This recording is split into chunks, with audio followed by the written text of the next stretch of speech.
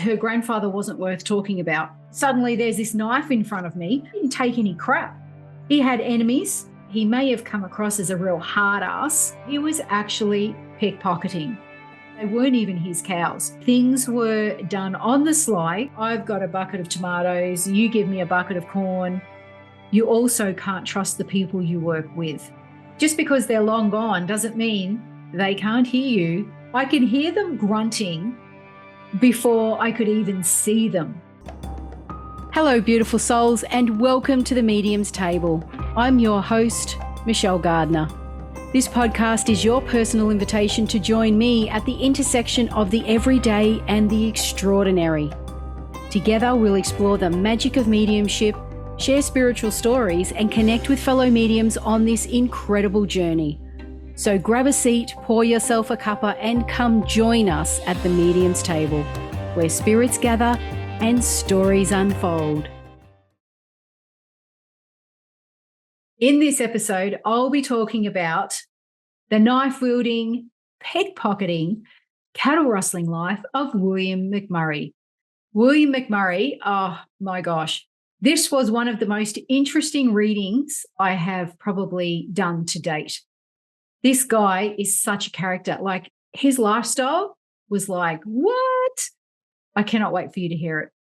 Now, William McMurray is the husband to Margaret McMurray from the previous episode, and he is the great-grandfather to the dear medium friend of mine who I mentioned in the previous episode. Now, this reading came about after I did the reading for Margaret, and I asked my friend after that reading, did she have a photo or could I do a reading for her great-grandfather? And she said that her dad was always told that her grandfather wasn't worth talking about.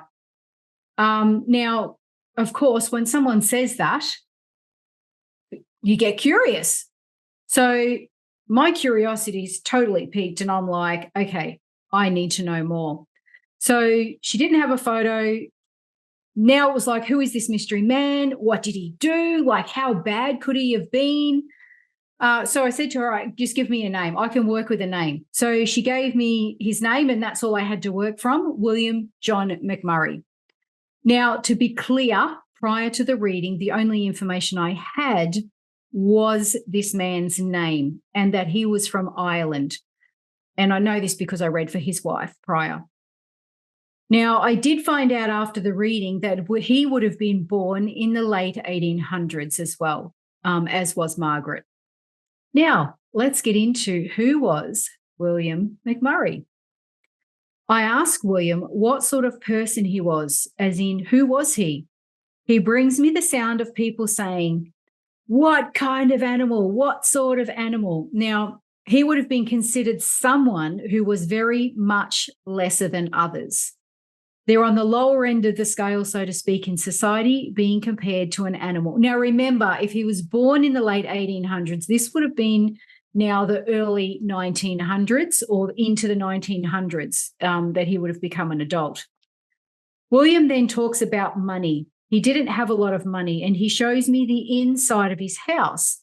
It was very small, old wooden floors, and he was struggling to maintain it. Everything in it was old, even the furniture. But it was a very, very small house.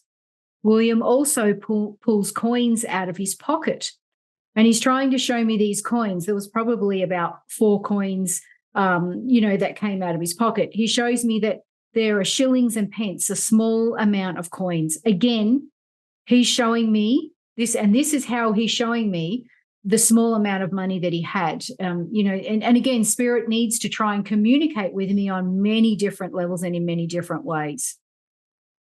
William mentions how at times trying to dress as smartly as he could to fit in and to be seen with some kind, any kind of regard in society, because that's where people took you seriously. This is where you built your reputation. There were only certain times when he felt he needed to dress like this. William says it depends on the clientele he was working for at the time.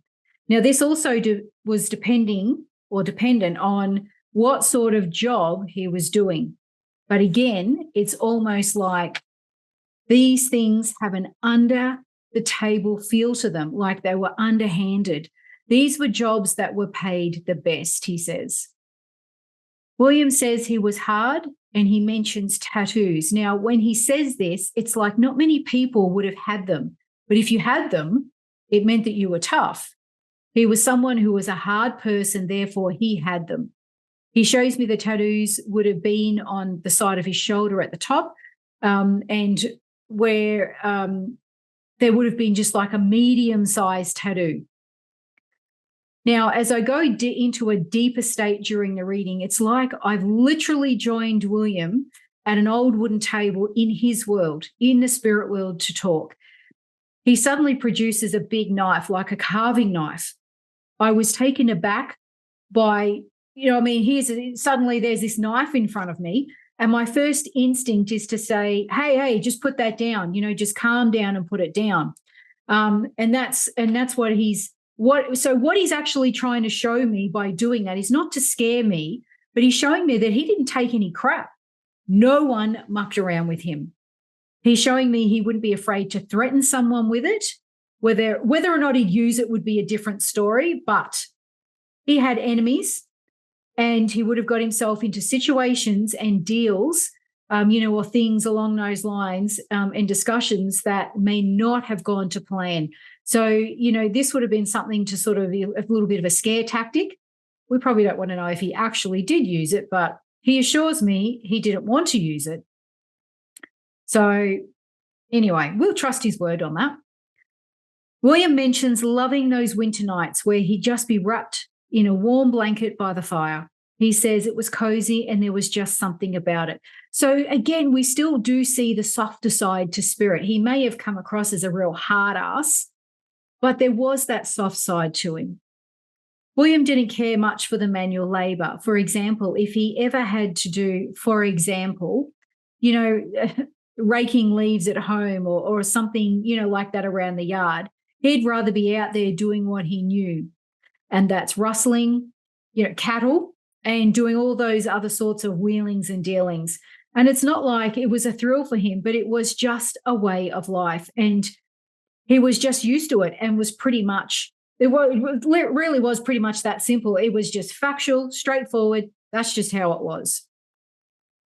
Now, the word hope keeps coming up as well during the readings. And it's almost like all the different moves he made in life, as in choices, it was all based around hope, hoping that their situation would change. Now, let's get into what did he actually do for a living? Because I have mentioned a few little bits and pieces in there, like underhanded situations, rustling. Let's get into it. Now, this was interesting. I hear, pickpocket straight up. It was almost like a verse from a nursery rhyme. He shows me in the old days, when they would wear those jackets, the button up at the front, and they had pockets on the side with a little flap on them. And he showed me a pocket watch being taken out of someone's pocket. So he was actually pickpocketing. Now, he says this would happen at bars when people had too much to drink, and that was the easiest way to do it. Well, naturally, you can imagine it would be. William shows me a scenario where to make things happen, we'll say persuade, either he would get paid off or he would pay other people off. There was money exchanging for deeds done. And I get this, and again, this sense of cattle rustling comes in, like moving cattle, particularly at nighttime, and so he would move them from one paddock to another, so to speak, but moving them as in driving herds of cattle, and they weren't even his. That, this was the funniest part about it, is they weren't even his cows.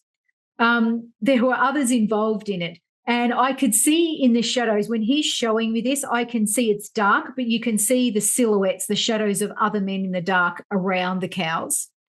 And then, but, this is the part of the underhandedness. And again, I hear noises, as in, he's making this sound, and it's what he's trying to show me is it's code between him and other people when they couldn't actually talk. And it was like a series of noises, which would have been maybe mimicking a wild bird or something like that. And it was actually really a weird noise, and I'm actually going to do it. I was like, tick, tick, tick, tick, tick, tick, tick, something like that. And that's what he said to me. And they would use that to communicate with each other when they couldn't actually talk. I mean, obviously, I don't know what the code was for, but, it was code for something. William talks about being connected, everybody being connected, this person knowing that person or related to this person, and they're knowing this person and related to that one, all this big network of relatedness. But this had a real transactional business feel to it. These were necessary acquaintances where things were done on the sly, and it's all about who you know to make these things happen. Now, I hear William say, "Oh, Margaret," which was his wife, but he's talking about some sort of business plan. Now, when he says that, I see a horse with a foal, and they're in the house yard. Now, what he's indicating is he always had something happening, as in little schemes on the side, almost like little get-rich-quick schemes. But because there were so many of them and they just never worked, he was always just trying to make a quick buck, always just going for the quick buck. William shows me sheep up in the high country. There's rolling, beautiful green hills. And he's got this herd of sheep up there, and it's like a herd that he would have taken care of. But again, it's still that were they actually his. William also talks about a Luke, someone named Luke, and again these were financial deals, but this one seemed to be a little bit more legitimate because I could see numbers on paper. And it was more formal. It was like there was the old ledger books, and this person looked to be a banker, and it looked like it was the inside of an old wooden floors, that old bank feel. And I was seeing that the person who was sitting across the table, he had the book open with the hand drawn lines and the numbers all written across. So maybe there were some things that were above board, but I can tell you there were a lot of things that weren't. He's talking about crazy rich. Now, what he's talking about crazy rich opposed to being a bunch of richness. Now, I'm not sure what the difference is, but that's just what he said. But it was his hope, and this was his dream, to have some kind of richness. Now, let's talk about how they survived. William mentions how it needs to keep raining, and then he shows me garden beds. There's minimal in the garden beds at the moment, but it's like they need the rain for the garden beds for the food.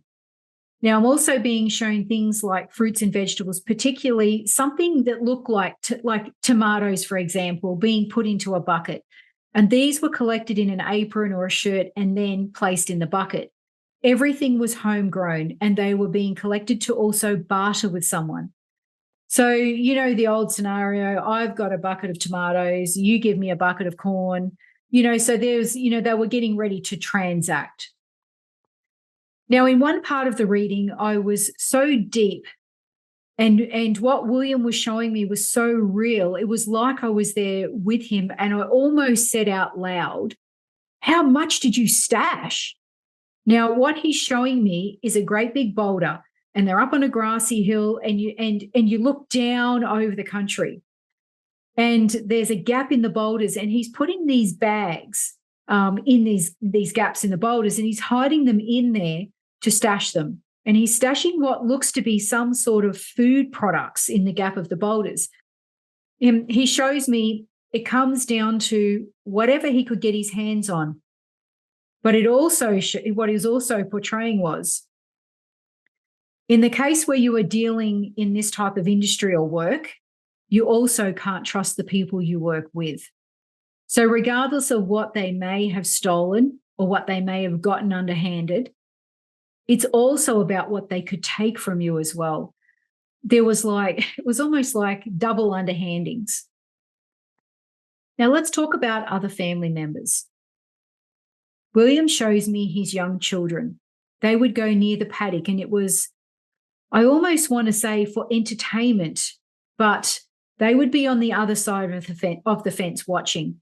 Now, what they were actually showing me is watching, like it was like a cow was laying on its side. So I'm not sure if it was calving or it wasn't well, but it's that sort of thing that they would also do, is just watch and, what's happening out there on the farm. He also felt that it was important to teach the kids the way of life, the hardness of it, what to do, how to work. And they were quite raw with them. There was no holding back on the harshness of reality. One child stands out more prominently than the rest, and this child feels to be about 8 or 10 years old. He wears one of those flat caps and those jackets, that kids wore with the button up at the front. And this boy would have had darker hair, and being one of the older children, he was exposed to more. Now, William mentions my sister, being William's sister. When he shows me this, he shows me she was a hard woman, very matronly or headmasterly, like that type of demeanor. She stood tall and she stood hard, and she had a real hard face on her. Everything about her was hard. There was no motherly nurturing from this woman. When he presents her, there's double wooden doors that open up and she stands in that doorway. She has her shoulders back and she's dressed in a sense where she may have been someone who was a school teacher or someone who was in that sort of strict matronly role. And she just comes across, like even just her standing there, like he's showing, I can literally see her standing there, so harsh, just that everything about her was cold. After this, I suddenly get a mix of people coming in, and it's not just him, but their ancestors, and they're saying, how dare you go into my interview room with a mix of conclusions? Now, what they mean by this is, and sometimes what they say can be cryptic, but when you're in this state, it's like being in a dream.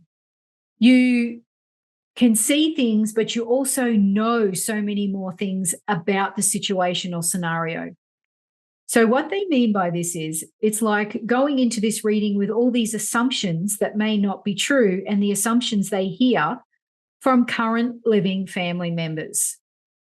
So they are hearing what current family members are saying about him and possibly about other family throughout history. Now, this may have come across like a cryptic message, but I knew exactly what they were talking about. So it just goes to show that just because they're long gone doesn't mean they can't hear you and, they're not responding. They know what's going on. They can hear your thoughts and they can hear your words, and they certainly know how you feel. Now, William describes a woman from the not so distant past who wore tortoiseshell pattern glasses and had bleach blonde hair. He is aware and showing me she has tried to investigate the history of them in the past. He shows me this woman sitting there trying to find out who they were and find out information about them. So again, even though William's from the late 1800s, early 1900s, he is still able to access events from the past, the present, and also into the future. He can access all of it because he's in the spirit world.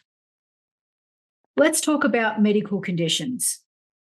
William shows me in a weird way of being connected to other generations. So what he's saying with that is there's something going on with the legs, in the veins, in the legs, like in the back of the calf muscles.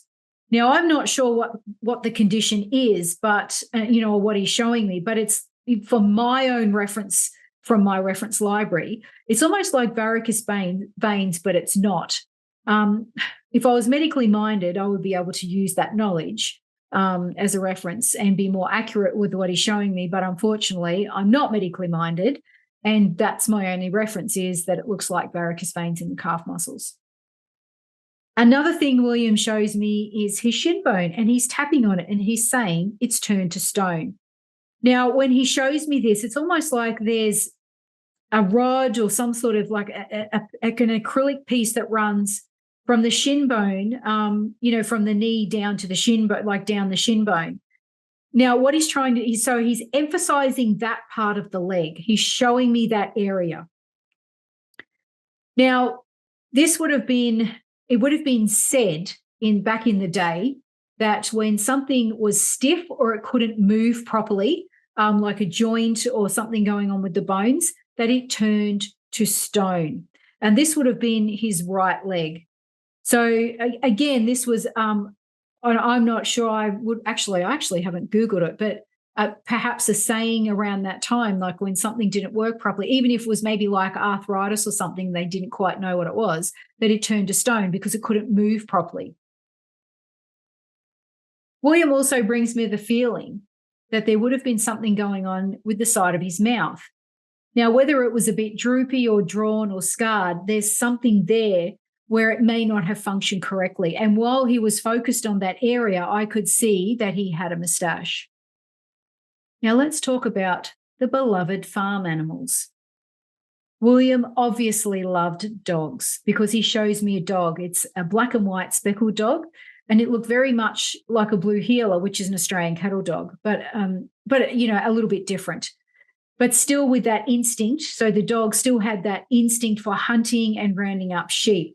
Now, again, this is a classic case of using my reference library with the blue heeler type of dog because I have blue heelers. So he was able to access that in my mind, in my reference library, in my memories. William also shows me flexibility in the joint of a dog. It's the front leg, and it's almost like where the paw bends in the elbow of the dog. He's moving this up and down, like there's a real problem with this dog. Clearly, there was some importance to it because he's bringing it, through the medical condition of the dog. Again, William mentions another dog with the initials PB. He's showing me a little tan, ginger and black dog, medium to small, out near the farm gates. And pigs. So then he shows me what he would have had, which was a great big sow. And it's like I can hear them grunting before I could even see them. And he's showing me, see, I had pigs in there, in that pen there. When, and it's just, again, you see a different side, a different, character coming out in him, a different side to him. So, he was such a funny character. Like there was so many sides to him that he portrayed in this reading. And as you can hear by the amount of information in this reading, William was a great communicator during our time together. His great-granddaughter was very happy to finally know something about him and the life he led. And it's readings like this that help satisfy family and bring peace and closure to what can be questions left unanswered about ancestors, particularly when there's no documented information. And it can also put a lot of rumors to rest because there's their side of the story and then there's his side of the story and the truth. Thanks for joining me at the Medium's Table. The universe is always speaking. Listen and let your spirit soar. Curious for more? Click on one of the videos below and remember to subscribe.